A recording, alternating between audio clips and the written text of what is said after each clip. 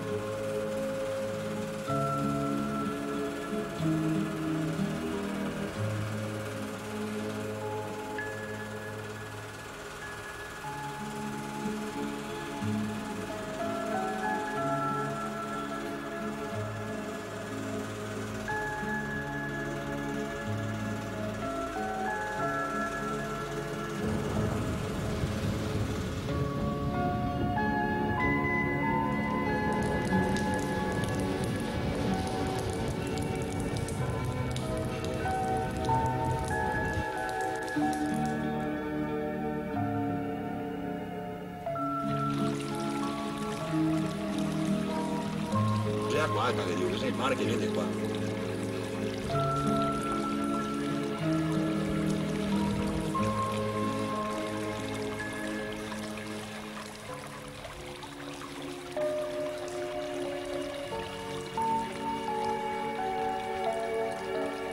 «4 novembre 66, ore 2. Il sibilo del vento di scirocco da sud è sempre consistente.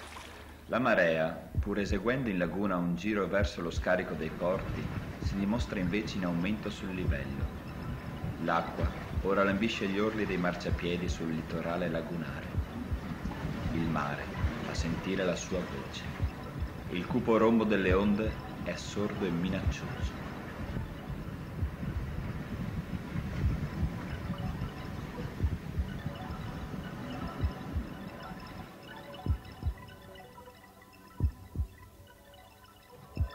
Ore 5. La laguna ha ancora aumentato il livello. L'acqua inizia a coprire la parte più bassa. Il mare aumenta di forza, sorretto sempre da quei venti da sud che rendono le onde ogni attimo più possenti. Ore 8. La situazione fa pensare ad una burrascata mai vista. Il flusso delle maree è inesistente. Si sperava con il giorno al ritorno della bassa marea, ma invece la laguna aumenta, segno che il mare non riceve acqua, ma anch'esso porta acqua all'interno. Il vento da sud aumenta di intensità. Le preoccupazioni sono forti. Già qualche famiglia di pescatori con la loro barca cerca rifugio in Chioggia o verso Venezia. Presagi quasi della catastrofe che deve venire. Ore 10. Il tempo peggiora, il mare è torbido. Le onde sono grandi. L'urto dell'acqua contro le scogliere fa sentire il rombo come un inno di morte. Da San Pietro il consigliere comunale Giuseppe Campolonghi mi chiede istruzioni e informazioni. Le dighe a Porto Secco stanno cedendo. I primi massi, sotto lo sforzo delle onde, vengono divelti dalla diga Murazzi e portati sulla strada.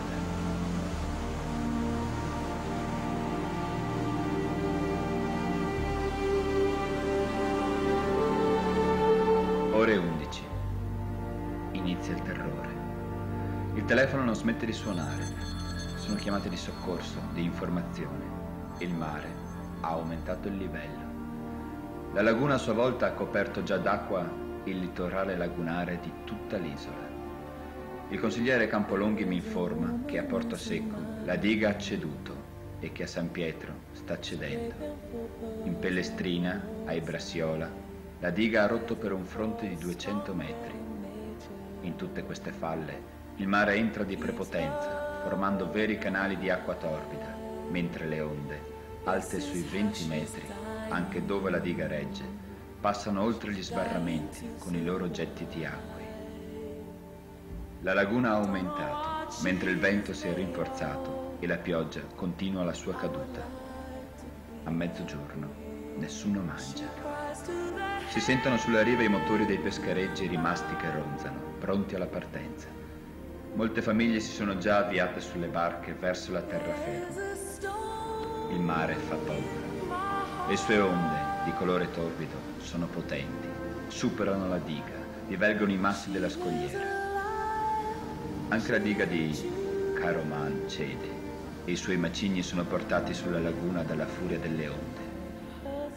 A Ibrasiona, Porto Secco, San Pietro, le falle sono maggiori, senza dire di quelle di Santa Maria del Mare, ove la diga del porto è spezzata in due e le acque marine l'hanno completamente coperta, e dietro la caserma dei carabinieri, ove il mare sta facendo un proprio sfacelo dei murazzi.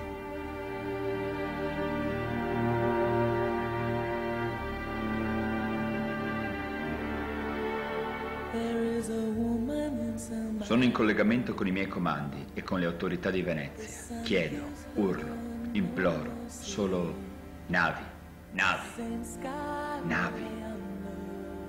Pellestrina deve evacuare. Il pericolo è di affondare tutti. Il mare è incontrollabile.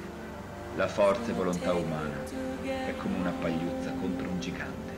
Evacuare, salvarsi, è d'ordine umano.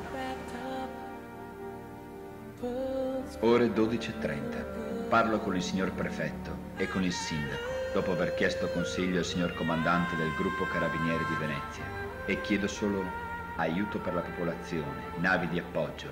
Bisogna evacuare. Se il tempo continua così, è la fine. Non termina la comunicazione. Le linee telefoniche si interrompono. Le linee elettriche da 2 ore sono distrutte. L'acquedotto da oltre un'ora non eroga acqua. Siamo isolati. Unico suono, il rombo del mare. Pauroso, terribile. Forza spaventosa che ormai non conosce ostacoli. L'acqua della laguna ha ormai coperto l'isola in tutta la sua totalità. Orti, case, strade, nulla esiste. Sul marciapiede lagunare, con civili volontari,